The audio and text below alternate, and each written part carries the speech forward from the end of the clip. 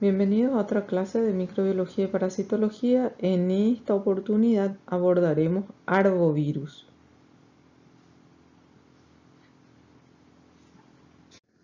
La palabra arbovirus es un acrónimo de Arthropod borne.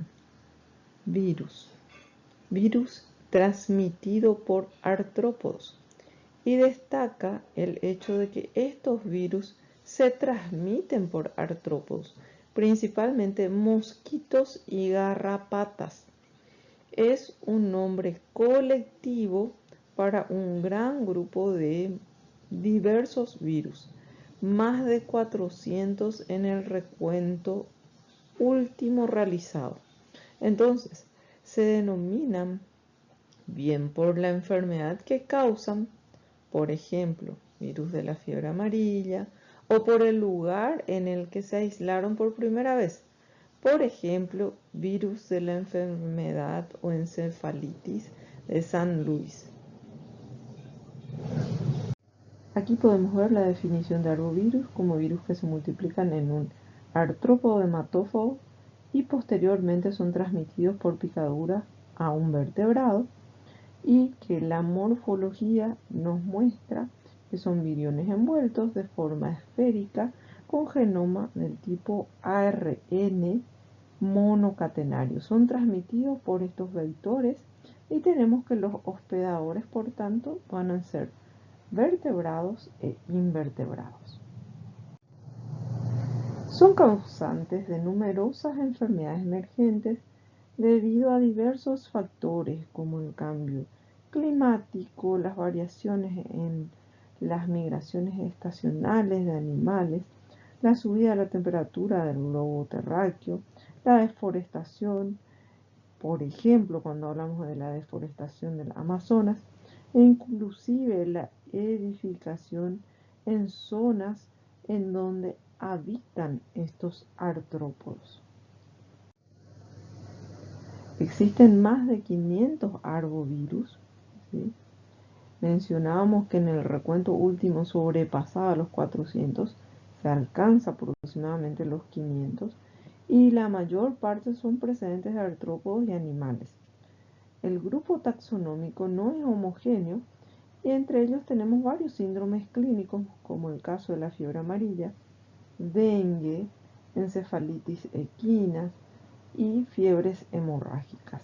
Podemos ver que en cuanto a sus características importantes, la mayoría de los arbovirus se clasifican en tres familias: la familia Togavirus o Togaviridae, la familia Flavivirus o Flaviviridae y la familia Bungevirus o Bungeviridae.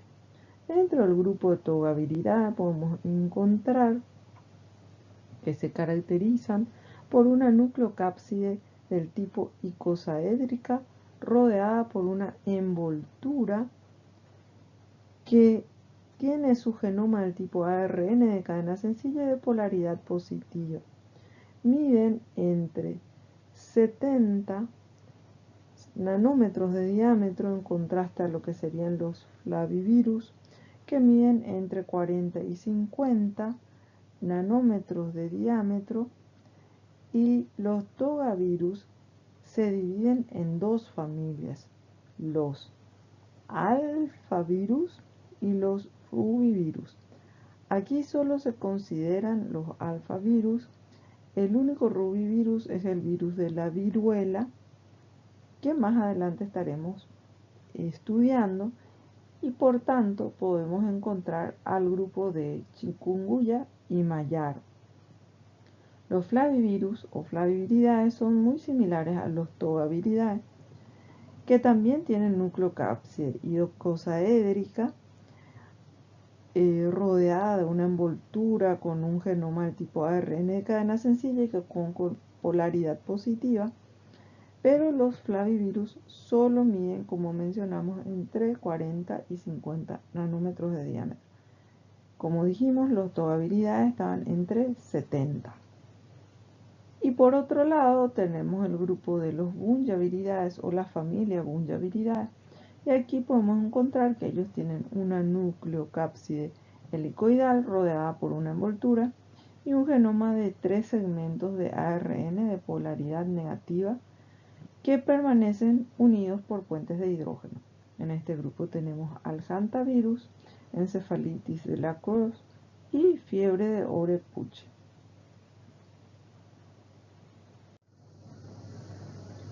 Aquí podemos observar la clasificación de las 3 familias más una incorporada últimamente. Tenemos el grupo de la Flaviviridae o la familia Flaviviridae, Togaviridae, Bungiaviridae, como estuvimos mencionando, y Rheoviridae. Podemos ver que la envuelta es del tipo positiva, la estructura en la mayoría es del tipo esférica o pleomórfica, como es el caso de los Bungiaviridae, excepto los Rheoviridae, que tiene una forma isométrica, y la cápside sería del tipo icosaédrica para el Rheoviridae, Togaviridae y Flaviviridae, a excepción del Bungiaviridae, que es del tipo helicoidal.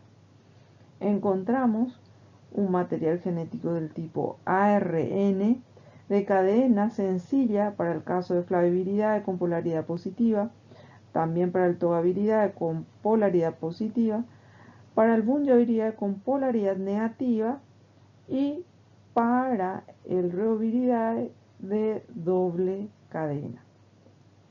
Las estructuras, siempre el caso de Flavivirus, del 5', del Togaviridae de 3' poli A5' y del Bungiaviridae con extremos cohesivos que permiten la circulación durante la replicación, y en el caso de Rheoviridae que posee de 10 a 12 segmentos.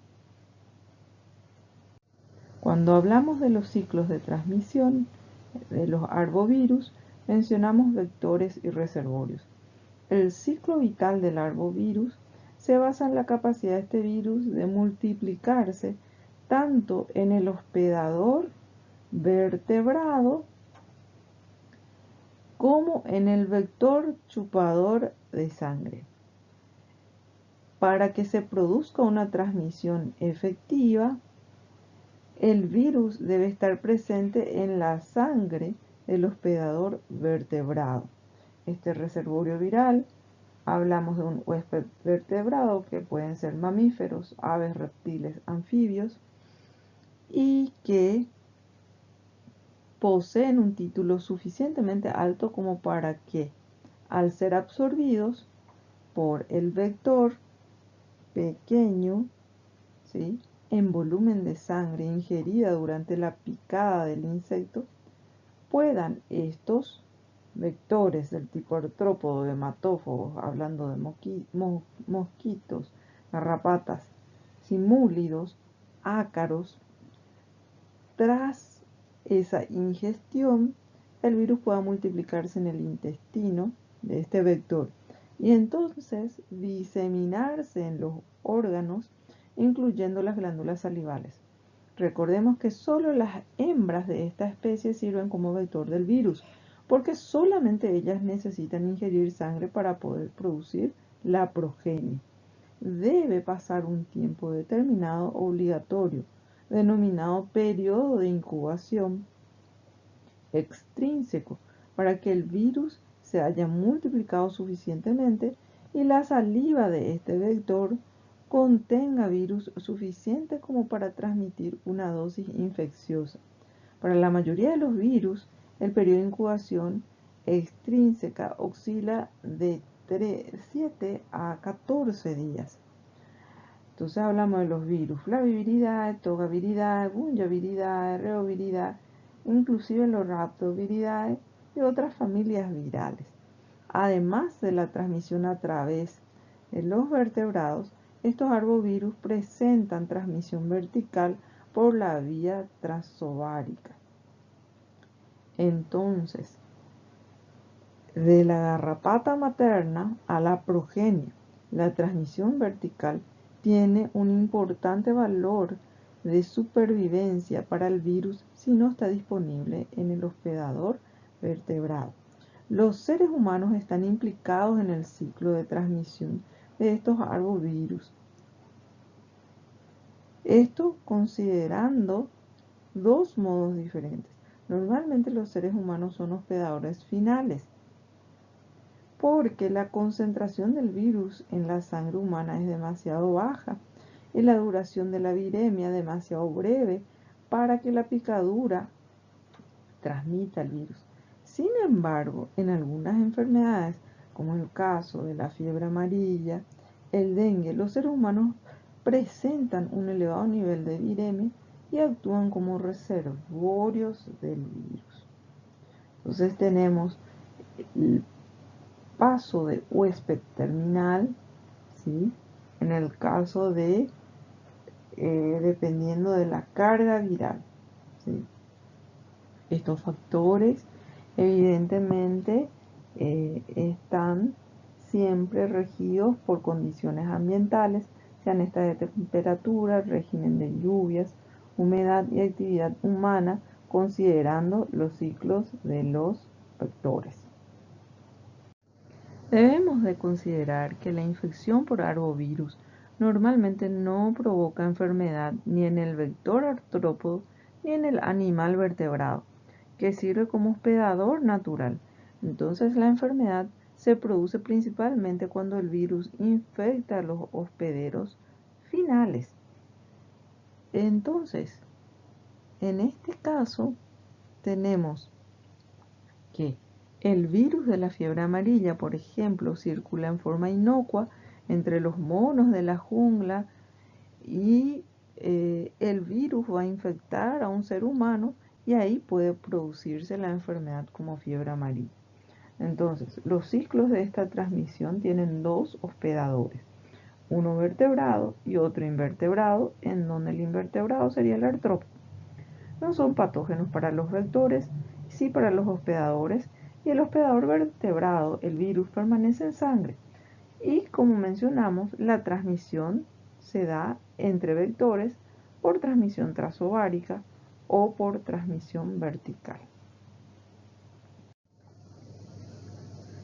Cuando consideramos los arbovirus productores de encefalitis, tenemos este tipo de cuadro. Aquellos que producen encefalitis, como la encefalitis de San Luis, del Nilo, entre otros. Así también tenemos aquellos arbovirus productores de fiebre y mialgias, como en el caso del dengue, orepuche, zika, punta de toro, entre otros. Aquellos que causan artritis y exantema, como el caso de chikungunya en Mayaro, y los que causan fiebre hemorrágica, dentro de los cuales también pueden encontrarse dengue y fiebre amarilla. ¿Cómo se realiza el diagnóstico de arbovirus? Existen unas técnicas directas e indirectas utilizadas como prueba de laboratorio para realizarse este tipo de diagnóstico. Y tenemos, en muestras de pocos días de evolución, se puede dar el aislamiento viral por medio de la detección de antígenos por diversos métodos, ya sea por inmunofluorescencia, por la metodología de ELISA, o inclusive se puede detectar el genoma viral por técnicas moleculares considerando la reacción en cadena de la polimerasa. A partir de la semana, desde el inicio de la sintomatología, cuando el paciente presenta los síntomas, podemos ya detectar la presencia de anticuerpos, haciendo especificidad a los del tipo de inmunoglobulina M, utilizando ELISA, inmunofluorescencia o inhibición de la hemoaglutinación. Cuando hablamos de prevención, es importante evitar permanecer al aire libre durante el amanecer y atardecer, que serían los momentos en los que los mosquitos se encuentran más activos. Estoy hablando de zonas en donde hay una alta población de estos vectores. Vestirse de manera que la ropa cubra el cuerpo, utilizando calzados, medias, pantalón largo, camisa de mangas largas y evidentemente eliminar toda posibilidad de criaderos de estos mosquitos, hablando de agua estancada, para evitar que las larvas de los mosquitos puedan crecer y convertirse en mosquitos picadores. También tenemos que tener en cuenta que se puede realizar la utilización de repelentes. Con esto se da un aumento de la protección que también, dependiendo de cuál es la composición, se puede tener, por ejemplo, con permetrina, que va directamente sobre la ropa, o picaridina y el aceite de eucalipto con limón, que son otras opciones de repelentes. Algunos métodos para eliminar las larvas y deshacerse de los mosquitos sería reparar las mosquiteras de ventanas y puertas, tratar toda posibilidad de agua estancada en donde puedan crecer esas larvas y de esta forma eliminar cualquier posibilidad de crecimiento larvario y eliminar el agua estancada de llantas viejas, cubos, tambores y cualquier otro recipiente. En cuanto al tratamiento delante de las infecciones por arbovirus, es importante considerar que los antibióticos no surgen efecto en el tratamiento. No hay aún un tipo de medicamento, de fármaco, de droga antiviral que sea eficaz delante de ellos. Sí se cuenta con apoyo para reducir y evitar cualquier posible complicación, aquellas que son tratables, como en el caso de la neumonía bacteriana, el edema cerebral, la pérdida de la actividad respiratoria. Iniciemos, por tanto, con respecto al virus de la encefalitis de California. El virus de la encefalitis de California, o también conocida como encefalitis Lacrosse, es el virus que fue aislado por primera vez de mosquitos en California en 1952. Pero hay que tener en cuenta que su nombre es erróneo porque la mayoría de las enfermedades en seres humanos se producen en los estados del centro norte. La cepa de los 11 virus de la encefalitis de California, que causa evidentemente la enfermedad encefalitis, esta es la presentación más frecuente. La Cross, por la ciudad de Wisconsin, es de donde salió.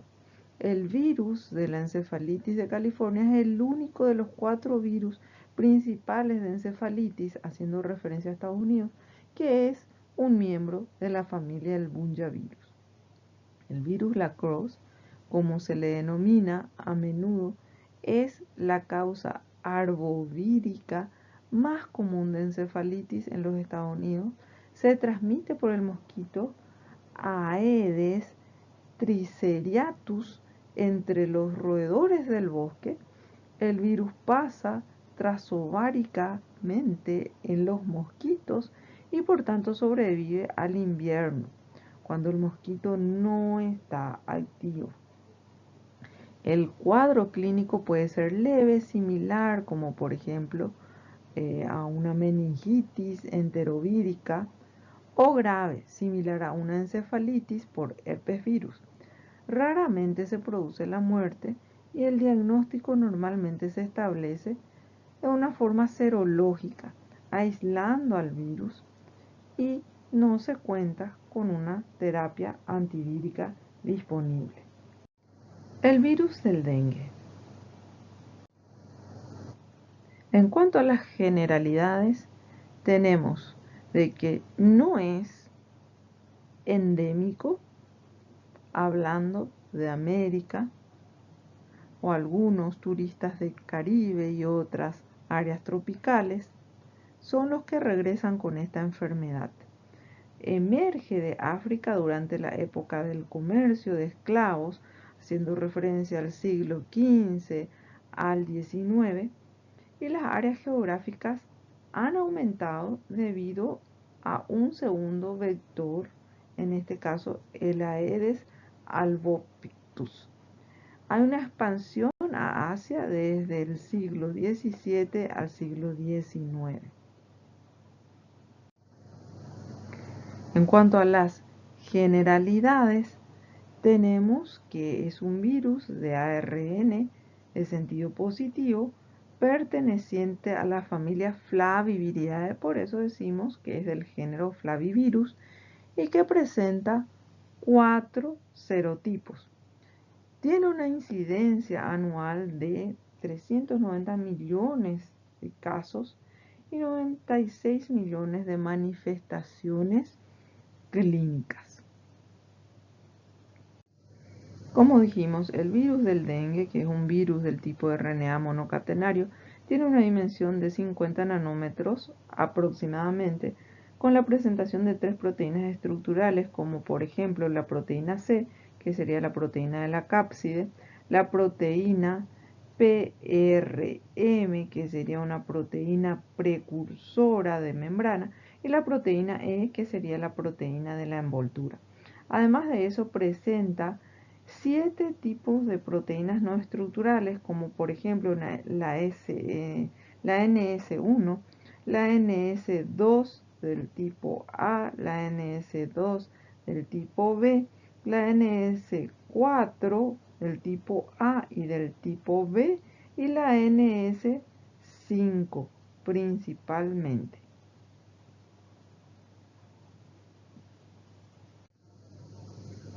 En cuanto a las características virológicas, tenemos que existen 2 ambientes de transmisión, haciendo referencia a un ambiente urbano o endémico donde los humanos y los mosquitos son los únicos huéspedes conocidos, y uno selvático donde la transmisión ocurre entre primates y no justamente entre humanos. Entre sus características virológicas tenemos que existen variaciones antigénicas sutiles entre genotipos del mismo serotipo. Esto no se da justamente como relevancia clínica cuando mencionamos que la infección con un serotipo brinda inmunidad prolongada específica, pero de corta duración para otros serotipos. En cuanto a su inmunopatogénesis, tenemos factores de riesgo para la enfermedad grave, haciendo referencia, por ejemplo, la obesidad, el tipo de cepa viral, las mutaciones que se pueden dar en el complejo mayor de histocompatibilidad del tipo 1 en la secuencia B, la presencia o no de la fosfolipasa C, e inclusive si se refiere a una infección más efectiva, en este caso mediada por anticuerpos, o una segunda infección por el serotipo diferente. La clasificación está dada considerando las mayorías de las infecciones que principalmente pueden darse del tipo asintomática, pero puede variar hasta una enfermedad fulminante. Previamente se clasifican como dengue o dengue hemorrágico. Se da por una fiebre de 2 a 7 días, fiebre de torniquete positiva, una trombocitopenia menor de 100 por 10 a la 9 y evidencia de fuga capilar. Hay que tener en cuenta que el dengue clásico, fiebre quebranta huesos, empieza repentinamente con un cuadro similar al de una gripe. Se da con fiebre, malestar, tos, dolor de garganta y se produce un dolor intenso en los músculos, las articulaciones. Son comunes justamente que los ganglios linfáticos estén agrandados y que se muestre un exantema maculopapular y que evidentemente, como mencionamos, los leucocitos estén disminuidos, hablando de una leucocitopenia. Tras una semana más o menos de los síntomas, se pueden remitir a persistir una debilidad y, aunque es desagradable, esta forma típica del dengue rara vez es fatal y tiene pocas secuelas cuando hablamos de esta forma clásica. Cuando hablamos de la clasificación del dengue grave, tenemos el tipo de dengue hemorrágico o de fiebre hemorrágica del dengue, en donde vemos una tasa de mortalidad de aproximadamente el 10%, donde se da un cuadro inicial con el dengue clásico, pero entonces se desarrolla shock y hemorragia, especialmente en el tracto gastrointestinal y la piel. Esto debido a una fuga capilar que va a provocar este choque. También podemos ver que en este síndrome del shock hemorrágico se va a deber a una producción de cantidades muy grandes de anticuerpos en reacciones cruzadas en el momento de una segunda infección que se pueda dar por dengue. Y que la patogenia es la siguiente: el paciente se recupera de un dengue clásico causado por uno de los 4 serotipos y produce anticuerpos contra este serotipo. Pero cuando el paciente es infectado con otro serotipo del dengue, entonces se produce una respuesta anamnésica, heterotípica, y se originan grandes cantidades de anticuerpos que van a dar una reacción cruzada contra el primer serotipo. Y en este caso se puede presentar, debido a esta fuga capilar, un derrame pleural, un síndrome hemorrágico y una falla orgánica. Como dijimos, el cuadro clínico está con un periodo de incubación de 3 a 7 días y puede darse 3 fases: con un estado febril, con una de efervescencia, que es un momento crítico, y una recuperación espontánea. Para el diagnóstico podemos realizar una forma directa o indirecta. Esto siempre considerando la sensibilidad y la especificidad de la prueba en donde se considera el periodo de duración de la enfermedad. Si hablamos del diagnóstico directo, lo que realizamos es una detección de los componentes virales, y cuando hablamos de una indirecta verificamos por medios serológicos. Entonces, en un principio vamos a tener una viremia por una replicación viral alta, en donde se puede realizar una PCR y se puede verificar también el marcador antigénico, el tipo NS1 en suero, y también realizar los test de ELISA. Posteriormente, al paso de los días, aproximadamente 10º día en adelante, podemos realizar una medición en cuanto a las inmunoglobulinas, sean estas IgM o IgG. En el tratamiento tenemos de que si hay una tolerancia a la vía oral, se hace del tipo sintomático ambulatorio, verificando siempre si presenta signos de alarma. Y se realiza un control constante de la biometría hemática, verificando plaquetas y hematocrito. Si hablamos de condiciones graves con un tratamiento hospitalario, se verifica la tensión arterial, el hematocrito, que evidentemente en este caso tenemos un paciente que tiene hematocrito superior al 50%, las plaquetas, que evidentemente tienen que encontrarse por debajo del 50.000 por milímetro cúbico, y verificar si el paciente presenta el síndrome hemorrágico. En estos casos se puede ver si el paciente requerirá o no de los hemoderivados. En cuanto a la vacunación, se debe tener actividad contra los 4 serotipos para hablar de una inmunización buena delante a lo que sería el dengue. Chikungunya. Los vectores para la transmisión de chikungunya tenemos que pueden ser del tipo Aedes aegypti o el Aedes albopictus. Los principales vectores entonces son estos dos. Otros vectores sí se pueden presentar, como por ejemplo el caso del Bursifer, Vitatus o Fulgens, y existen otras especies que también pueden formar parte de estos vectores. En cuanto a su biología y etiopatogenia, tenemos que es un tipo de alfavirus y miembro de la familia Togaviridae. Tiene como característica que es un virus con envoltura y que posee de ácido nucleico el tipo RNA monocatenario. En los humanos la infección se va a dar por una instauración de forma rápida y que va a tener una duración que se va a dar hasta aproximadamente 7 días.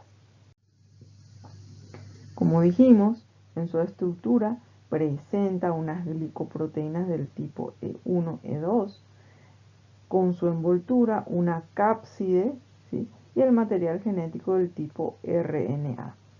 Tiene componentes genómicos estructurales como por ejemplo la NSP1, que es responsable justamente de verificar la síntesis de ARN, una NSP2, que es una helicasa y proteasa de actividad, la NSP3, que también colabora en el proceso de síntesis del RNA, y una NSP4, que es una polimerasa del tipo ARN.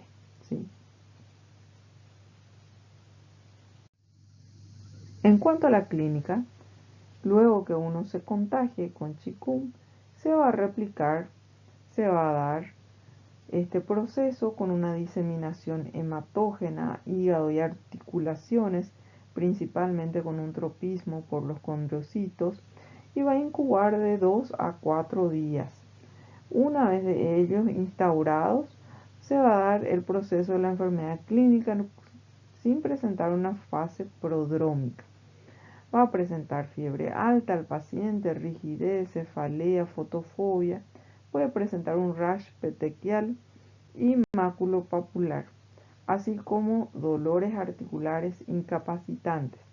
Y la presentación asintomática también se observa en el caso de chikungunya, pero se da en un 15%. Aquí podemos ver desde el momento que se dio la transmisión, con un proceso de 2 a 4 días de incubación, posteriormente un aumento de la carga viral entre 3 a 5 días con la presentación de la sintomatología clínica, y posterior a esto una respuesta que puede variar dependiendo de cada organismo.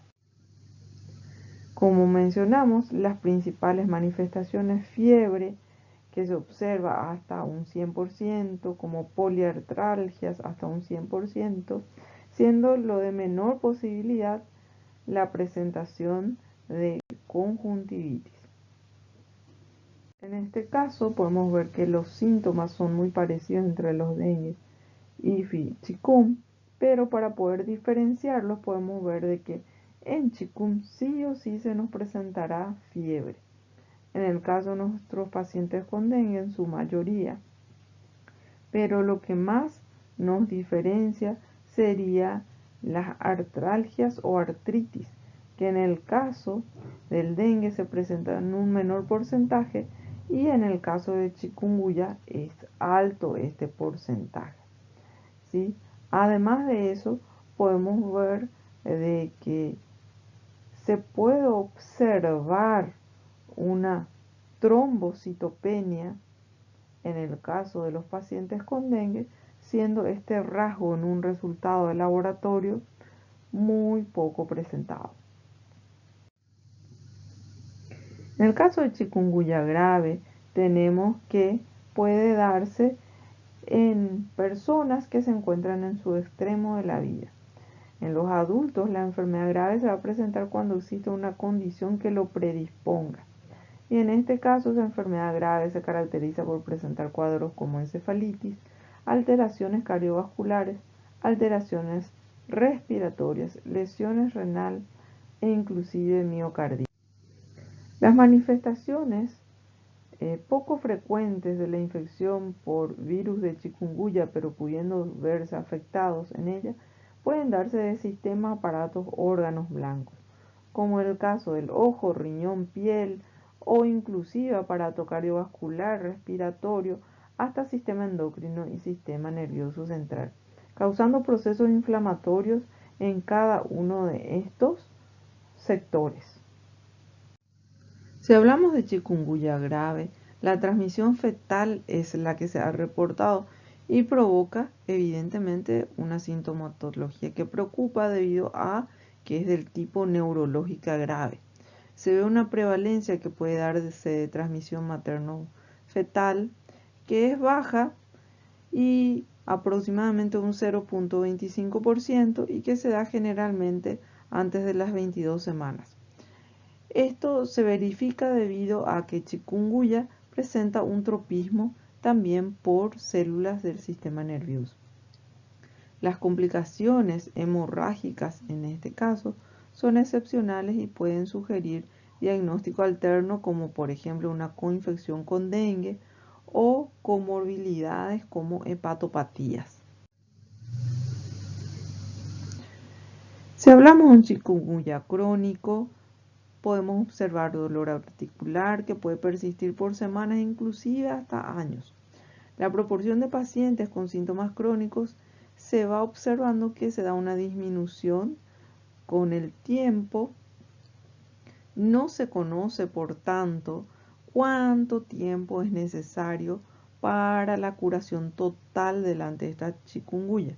Lo que sí se sabe que en un 88 a 100%, las primeras 6 semanas es lo que representa el estado de curación y en un menos del 50% se da a los 3 y 5 años. Para diagnosticar se basa exclusivamente en características clínicas epidemiológicas y la utilización del examen complementario a través del laboratorio. El cuadro clínico es compatible observando todas las características posibles delante de chikungunya y se convierte en un antecedente muy importante para áreas que son epidemiológicas. Si hablamos de tratamiento, solamente se dan aquellas que tienen que ver con sostén. Se habla de analgésicos y sintomáticos, como por ejemplo la cloroquina, que por su actividad antiinflamatoria es utilizada, o el metrotexate, e inclusive inmunomoduladores. No se habla de ningún antiviral que haya tenido un efecto demostrado delante de chikungunya. Zika. En cuanto a las generalidades del Zika, tenemos que fueron aislados de mosquitos Aedes africanos en 1947 en el bosque de Zika en Uganda, y que la enfermedad se describió en Nigeria en 1953. Durante los siguientes 57 años solo describieron 13 casos. En el 2007, en las islas del estado de Yap, de la Federación de Estados de Micronesia, se reporta 5.000 infecciones en una población de 6.700 habitantes. Los brotes subsecuentes en la Polinesia Francesa en el 2013-2014, involucrando a más de 32.000 personas, casos similares a los registrados en Yap. Sin embargo, se registraron casos de síndrome de Guillain-Barré. El virus del Zika fue identificado en América en el 2015 en un brote de enfermedades exantémicas en Bahía, Brasil, y en diciembre del 2015 se estimaban ya 1.3 millones de casos. En octubre del 2015 se reporta el primer caso fuera del Brasil en Colombia, y para marzo del 2016 se tenían reportados ya 51.473 casos. En septiembre del 2015 se reporta un aumento de la incidencia de microcefalia en las áreas donde se reportan casos de Zika, y para febrero del 2016 se reportan más de 4.300 casos de microcefalia.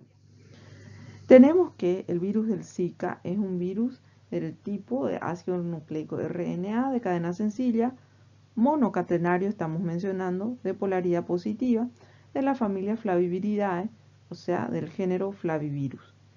Es un virión que tiene de 40 a 43 nanómetros con un genoma de aproximadamente 10.794 nucleótidos y codifican 3 proteínas estructurales, la de cápside de representación C, la de premembrana o membrana PRM/M y la de envoltura del tipo E, y también tienen 7 proteínas no estructurales como por ejemplo NS1, NS2, A y B, NS3, NS4A y B y NS5. La transmisión se da en áreas selváticas de África, donde tiene un ciclo de transmisión que incluye a primates no humanos y especies selváticas de Aedes. Ya en áreas urbanas y suburbanas, el ciclo vital en humano, mosquito, humano se puede observar. Y en este caso presentan 2 vectores, el Aedes aegyptis y Albopictus, que serían responsables del 100% de los casos. Cuando se mencionó al respecto del Gencilli y el Polinesiensis, pudieron verse vectores en los casos de Yap y Polinesia Francesa.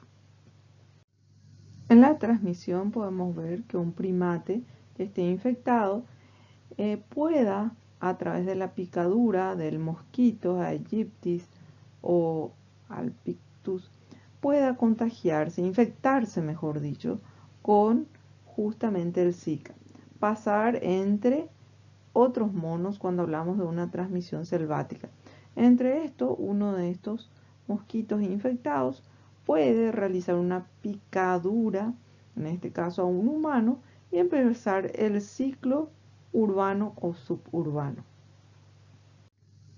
La transmisión entonces tenemos del tipo vertical del virus en el embarazo, este ARN viral en líquido amniótico y tejido cerebral de niños que nacen con microcefalia y fallecen posteriormente al nacimiento.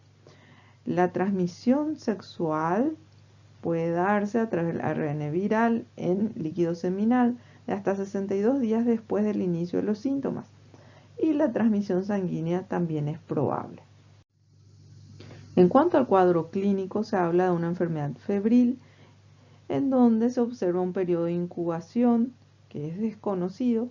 Se sospecha que es menor de una semana y similar, con características muy similares a los flavivirus que ya se mencionaron.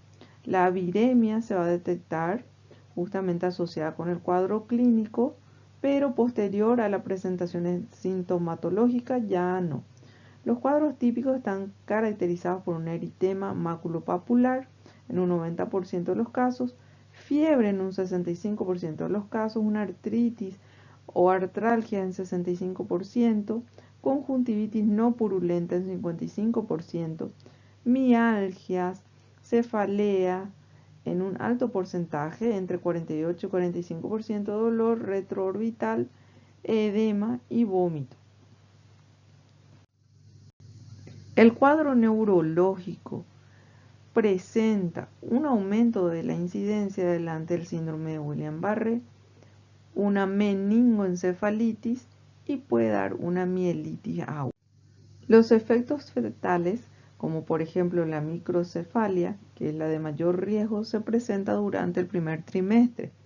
Se menciona que se da un reporte de los defectos fetales que representan hasta un 30%, entre 29 y 30% de las mujeres con una infección por Zika durante el embarazo, y que se dieron abortos u óbitos en infecciones dadas entre la sexta y 32ª semana de gestación, como así también se presentaron anormalidades oculares hasta un 30% de los pacientes. Fiebre amarilla. Fiebre amarilla. Como su nombre caracteriza, ¿sí?, representa ictericia y fiebre para la persona. Es una enfermedad grave, ¿sí?, vírica, aguda, hemorrágica, en donde es transmitida por mosquitos. Se inicia con la aparición repentina de fiebre, dolor de cabeza, mialgia y fotofobia. Es causada por el virus de la fiebre amarilla del género Flavivirus y es transmitida por el mosquito Aedes aegypti y mosquitos selváticos del género Haemogus. El término amarilla, como dijimos, alude a la ictericia que presentan algunos pacientes y la mortalidad de los casos graves no tratados puede llegar hasta un 50%. El virus posee como característica que es un arbovirus Flaviviridae con proteínas estructurales. Posee una cápside, una membrana y una envoltura y posee proteínas no estructurales como la NS1, NS2A y B y el resto de las otras proteínas no estructurales. Presentan envoltura, como mencionamos, y carece de una cápside visible. El agente es una enfermedad producida por el virus de la fiebre amarilla, como dijimos, del tipo ARN, de la familia Flaviviridae, y es pequeñito, tiene entre 40 a 60 nanómetros con envoltura y es capaz de replicarse en el citoplasma de las células infectadas. Existe un solo serotipo que es antigénicamente conservado. El vector es Aedes aegypti, el mosquito es infectante durante toda su vida, que dura más o menos entre 6 a 8 semanas, y el virus se transmite transováricamente a su descendencia, que es un hecho que lo convierte en un verdadero reservorio. Los transmisores selváticos, Haemogus hantimonmis, o por ejemplo Sabetes, que también transmiten el virus transováricamente, viven en las copas de los árboles en donde se pueden perpetuar el ciclo, inclusive entre los primates que tienen este hábitat. Si hablamos de la transmisión, existen dos formas de transmisión, una selvática y una urbana. De un primate enfermo, mono, a un individuo sano, a través de un agente, el mosquito aegyptis. Sería el paso justamente de esa fiebre amarilla selvática a una fiebre amarilla urbana. En África tenemos como vector a la Aedes africanus, vector de los monos, y algunas especies de Aedes, como mencionamos, van a transmitir del mono al humano. Entonces lo que tenemos es que en las zonas urbanas y rurales la picadura del Aedes aegypti es la que resulta infectante. En la selva de América del Sur la picadura de varias especies de mosquitos sería del género Haemogus. El periodo de incubación se da de entre 3 a 6 días después de la picadura del mosquito infectante. Y el periodo de transmisibilidad, tenemos que la sangre de los enfermos e infectantes es del día antes de inicio de los síntomas y que hasta el tercer o quinto día de enfermedad, que corresponde al periodo de viremia, periodo en que los virus permanecen en la sangre. Entonces, es altamente transmisible, donde coexisten numerosas personas que son susceptibles y abundan los mosquitos vectores. En cuanto a su patogenia, el Aedes, el tipo hembra infectado, puede inocular durante su alimentación aproximadamente 1000 partículas virales en el tejido subcutáneo. La replicación viral se va a iniciar en el sitio de inoculación y se va a diseminar a través de los vasos linfáticos a linfonodos regionales, donde se va a replicar especialmente en monocitos y macrófagos. Por la vía linfática el virus alcanza otros órganos, incluidos el vaso e hígado, donde se replican intensamente, produciéndose la viremia y con ella la siembra de los tejidos. El periodo tiene un periodo temprano, que es frecuente con dolor de cabeza, dolores musculares, fiebre, pérdida del apetito, vómito, ictericia, y las víctimas a menudo experimentan una breve remisión después de 3 a 4 días. El periodo de remisión, tenemos que la fiebre y otros síntomas desaparecen después de algunos días, 3 a 4, y la mayoría de los individuos se recuperan en esta etapa, pero otros, ¿qué hacen? Pueden progresar hasta una tercera etapa, en donde hablamos una etapa peligrosa, etapa de intoxicación, dentro de las siguientes 24 horas. Es este periodo de intoxicación que se presenta disfunción multiorgánica, la cual abarca insuficiencia hepática, renal, trastornos del sangrado, porque tenemos un fallo hepático, una disfunción cerebral que puede darse hasta delirio, convulsiones, coma, shock e inclusive muerte. Para el tratamiento, se tiene que no existe ningún tratamiento eficaz delante de la fiebre amarilla, y por eso se justifica la importancia de la vacunación. En los casos graves está indicado el tratamiento sintomático y de soporte, particularmente la rehidratación y el control de posible hipotensión. Hay algunos casos que resultan en insuficiencia renal aguda, por lo que la diálisis en este punto resulta importante. Si hablamos de la prevención de la fiebre amarilla, implica el control de los mosquitos, la inmunización con la vacuna que contiene virus de la fiebre amarilla vivo, pero atenuado, y los viajeros y los residentes de áreas endémicas deberían inmunizarse. La protección dura 10 años y se requieren dosis de recuerdo o de refuerzo cada 10 años en viajeros que requieran entrar en ciertos países. Las epidemias todavía se producen en zonas del África tropical y América del Sur. ¿Por qué esto? Y bueno, resulta que a veces hay una resistencia a la vacunación. La vacuna viva no debería administrarse a personas inmunodeprimidas ni mujeres embarazadas.